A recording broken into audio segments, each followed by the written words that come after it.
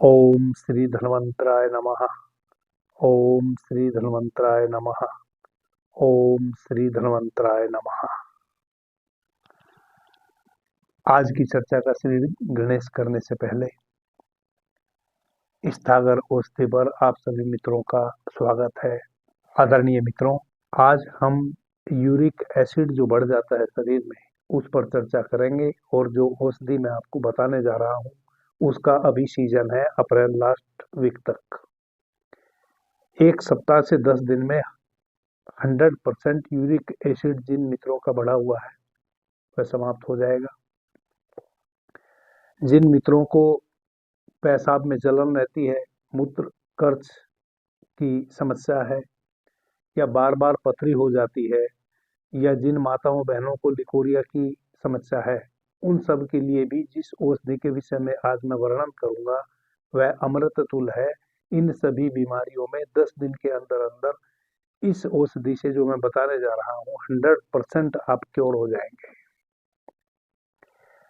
आदरणीय मित्रों, हमारे इस चैनल का नाम स्थागर औषधि इस कारण से है कि भगवान ब्रह्मा ने जब आयुर्वेद का निर्माण किया और सर्वप्रथम किसी आयुर्वेदिक औषधि का यदि मनुष्य पर उपयोग किया गया है तो वह स्थागर औषधि ही थी। आयुर्वेद के जनक भगवान ब्रह्मा ने सर्वप्रथम जिस औषधि का उपचार हेतु किसी मनुष्य पर उपयोग किया है उस औषधि का नाम स्थागर औषधि ही था। उसी से प्रेरित होकर हमने अपने चैनल का नाम स्थागर औषधि रखा है। भगवान ब्रह्मा की एक पुत्री थी और भगवान ब्रह्मा की पुत्री जिस व्यक्ति से प्रेम करती थी वह व्यक्ति उसको प्रेम नहीं करता था।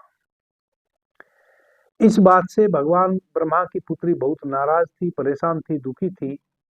भगवान ब्रह्मा को जब इस बात का पता चला तो भगवान ब्रह्मा ने स्थागर नामक औषधि का घिसकर तिलक अपनी पुत्री को लगाया। उस तिलक के लगने से वह व्यक्ति जिसको उनकी पुत्री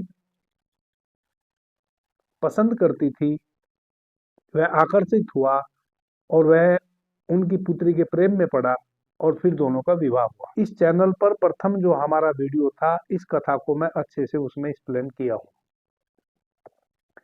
आदरणीय मित्रों, मेरे पास समय का बहुत अभाव है, इस कारण से मैं इस चैनल पर स्वास्थ्य से संबंधित चर्चाएं नहीं कर पा रहा हूं।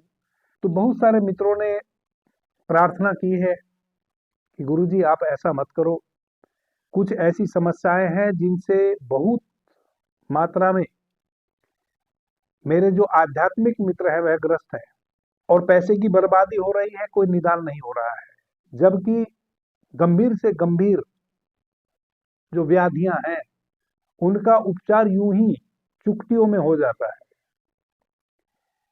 सबसे बड़ी समस्या यह है कि भरोसा ही नहीं रहा अपनी प्राचीन विद्याओं में और उन हल्की फुल्की औषधियों में।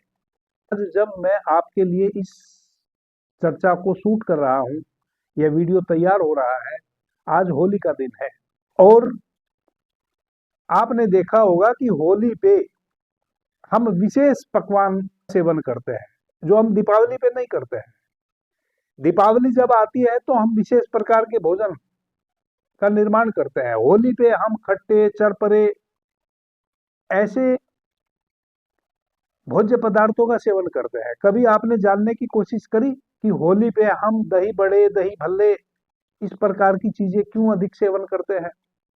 क्यों हम सेवन करते आ रहे हैं, लेकिन हमें इसके विज्ञान का नहीं पता है। हमारे जो पूर्वज थे, हमारे जो गार्जियन थे, हमारे दादा परदादा, बहुत पीछे जाने की आवश्यकता नहीं है, हमारे जो दादा परदादा थे वह जानते थे किस सीजन में हमें क्या खाना चाहिए और उसी का सेवन करते थे, स्वस्थ रहते थे।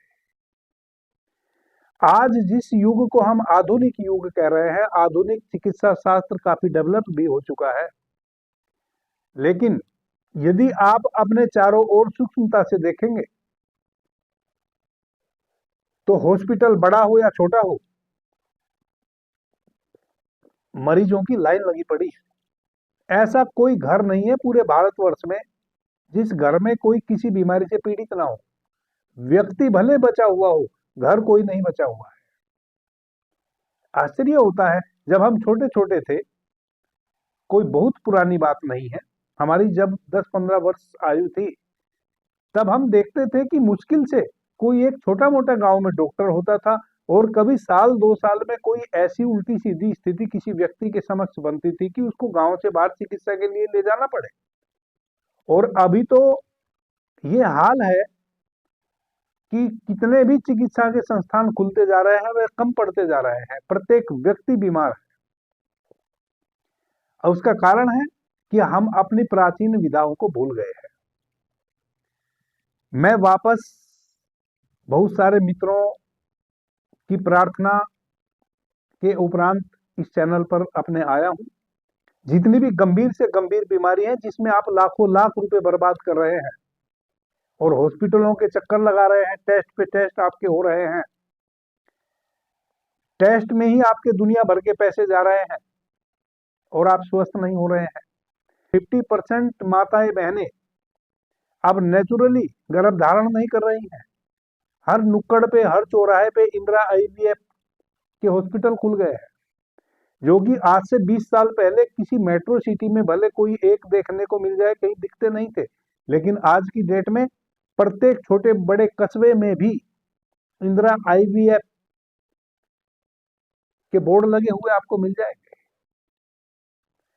सब अननेचुरल होता जा रहा है, जबकि उनकी कोई आवश्यकता नहीं है। इंदिरा आईवीएफ की कोई आवश्यकता नहीं है। आदरणीय मित्रों, आज से 25 वर्ष पहले जब मैं अपने गांव में रहता था, मैं देखता था कि मेरे गांव में मुश्किल से 1 या 2 स्त्रियां बांझ थी, जिनको किसी कारण से संतान उत्पन्न नहीं हुई। 3-4 हजार की जनसंख्या वाला गांव, और 3-4 हजार की जनसंख्या वाले गांव में मुश्किल से 1 या 2 महिलाएं वैसी थी जिनको संतान नहीं थी, जो संतानहीन थी, जिसको हम बांझ कहते हैं देहाती भाषा में। और वह भी जरूरी नहीं कि अपने कारण से होंगी, हो सकता है उसके पीछे उनके पति कारण हो, या स्त्री भी कारण हो सकती है, लेकिन मुश्किल से 1 या 2। और अभी मैं एक रिपोर्ट पढ़ रहा था WHO की, 50% यूरोपीय महादेशों में और भारत में इनफर्टिलिटी की प्रॉब्लम आ गई है। नेचुरली गर्भधारण स्त्रियां कर ही नहीं पा रही हैं। यदि आप मुझे सुन रहे हैं, ऐसी माताएं बहनें जिनको इस प्रकार की कोई प्रॉब्लम है, बहुत नैसर्गिक तरीके से आप नेचुरली गर्भधारण कर पाएंगे। छोटी छोटी प्रॉब्लम्स है, कुछ हार्मोन्स इनबैलेंस हो गए हैं, उनकी बहुत ही नॉर्मल सी औषधि है। मैंने हजारों हजारों माताओं बहनों को ठीक किया है, नाम मात्र की औषधियों से, 200-500 रुपए की औषधि से। इंदिरा आईवीएफ में जो बैठे हुए डॉक्टर हैं, ऐसा नहीं है कि उनको नॉलेज नहीं है इस बात की, लेकिन उनको अधिक से अधिक पैसा बनाना है। 2-4-5 लाख रुपए की प्राप्ति हो जाती है इंदिरा आईवीएफ के तहत, यदि किसी स्त्री का गर्भ धारण होता है। यह एक धंधा चल पड़ा है। आदरणीय मित्रों, यूरिक एसिड एक महामारी है, जो लगभग लगभग 18-20 वर्ष आयु के जो नौजवान हैं, युवक हैं, युवतियां हैं, उनको भी घेर ले रहा है।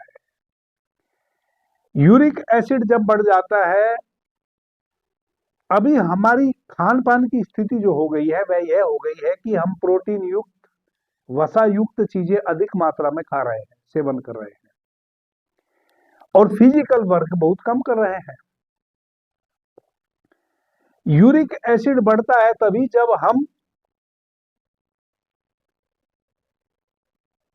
प्रोटीन को डाइजेस्ट नहीं कर पाते हैं। तो सबसे पहले तो जितना हल्का फुल्का भोजन सेवन कर सकते हो, उतना हल्का फुल्का भोजन सेवन करें।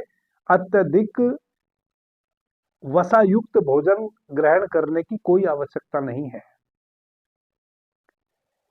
शरीर को स्वस्थ रहने के लिए बहुत अधिक भोजन की जरूरत नहीं है, और बहुत अधिक वसा युक्त भोजन की तो बिल्कुल भी जरूरत नहीं है।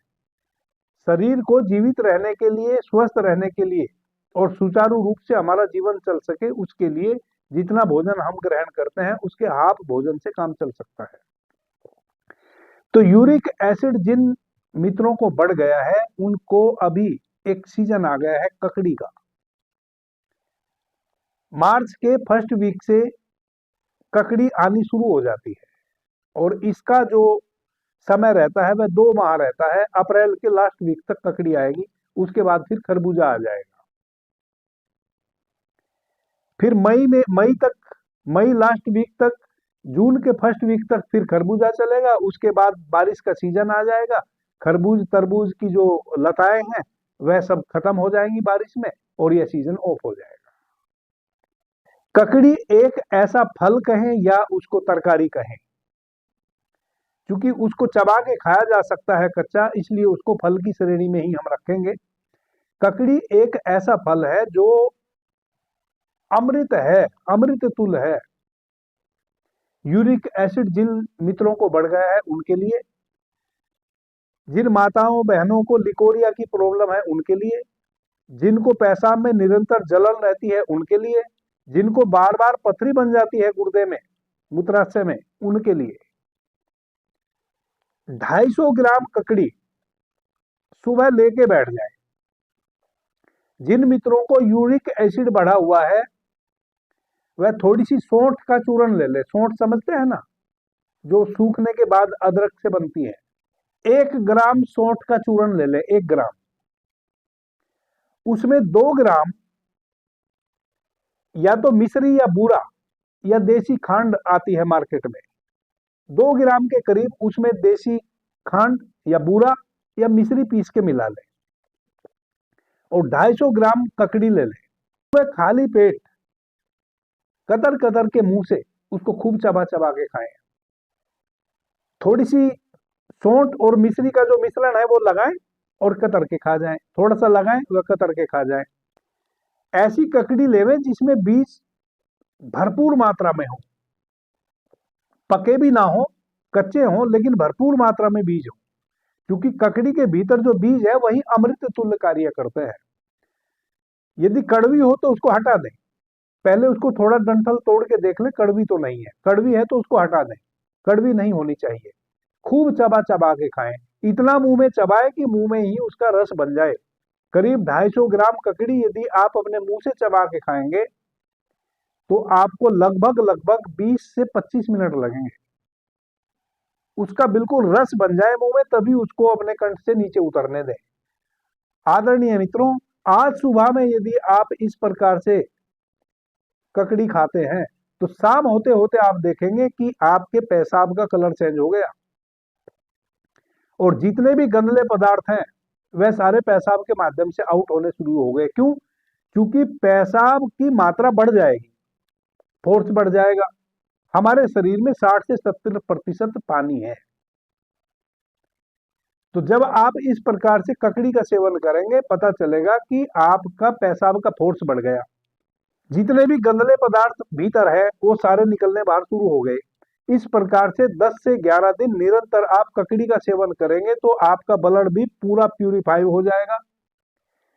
आपके ब्लड में जो यूरिक एसिड बढ़ा हुआ है वह बिल्कुल न्यूनतम स्थिति में आ जाएगा 10 से 11 दिन में।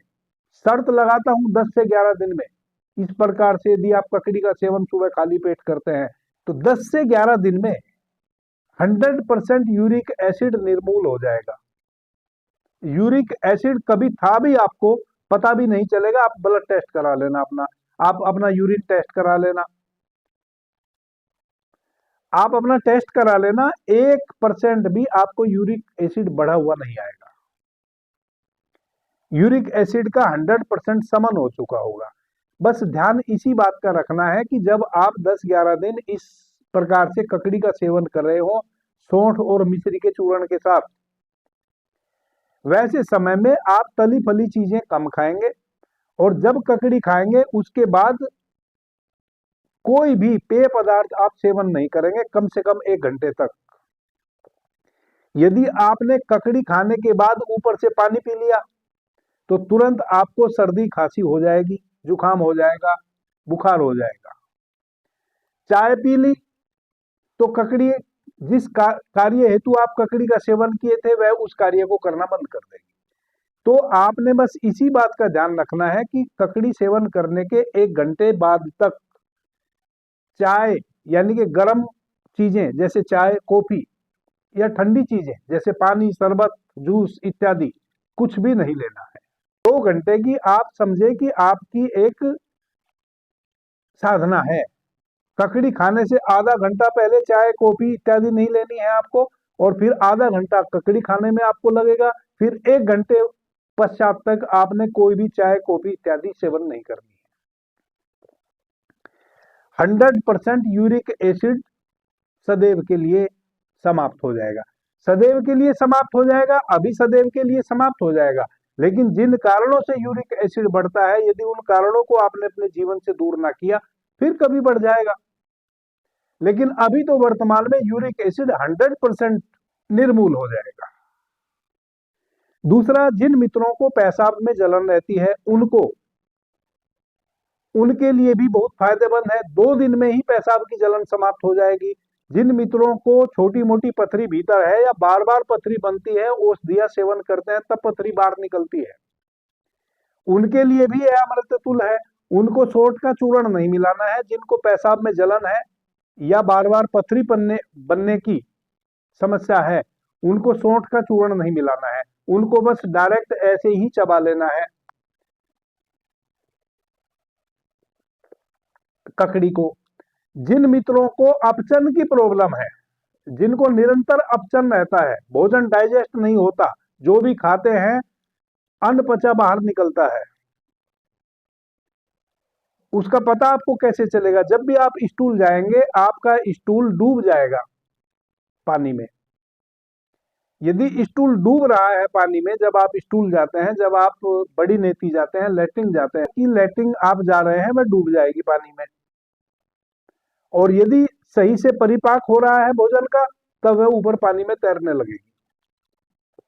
दूसरा, अपचन वाले जो पेशेंट हैं उनको एक बात और होती है, जैसे जैसे ही वे भोजन ग्रहण करेंगे तैसे ही उनके पेट में मरोड़ा उठेगा। आधे 1 घंटे के अंदर अंदर, चाहे वह भोजन ग्रहण करने से पहले स्टूल गए हों, लेकिन जैसे ही भोजन ग्रहण करेंगे आधे 1 घंटे के अंदर उनको मरोड़ा उठेगा, पेट में मरोड़ उठेगी और उनको फिर वापस लैट्रिन जाना पड़ेगा। इसका मतलब उनको अपचन की बीमारी है। वैसे जो अपचन के शिकार हैं, जो भाई बहन अपचन के शिकार हैं, जिनको भोजन डाइजेस्ट नहीं हो रहा है और ये लक्षण है, उनको उसी राइस को, उसी ककड़ी को सेंधा नमक के साथ थोड़ा थोड़ा सा सेंधा नमक लगा के खाना है और ऊपर से 1 चुटकी अजवाइन का चूर्ण चबा लेना है, 1 चुटकी पकड़ के ऐसे।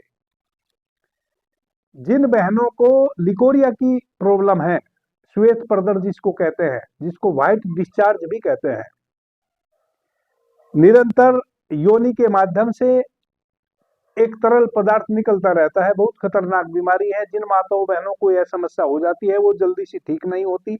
एलोपैथिक में इसका कोई उपचार नहीं है, वो जीवन पर्यंत रह जाने वाली समस्या है। निरंतर यदि योनि गीली रहेगी तो इन्फेक्शन हो जाएगा, वह इन्फेक्शन गर्भाशय तक पहुंच जाएगा, फिर यूटेस निकलवाना पड़ेगा।